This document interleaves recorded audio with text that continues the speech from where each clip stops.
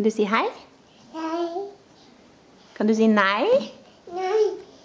Kan du si baby? Baby. Kan du si hei, hei? Hei. Hei. Kan du si bye, bye? Baba. Ja. Kan du si Baba. ja. Kan du si daddy? Daddy. Kan du si mamma? Mama. Ja. Kan du si nanny? Nanny. Kan du si didi? Didi. Ja. Didi. Ja, det er på skolen.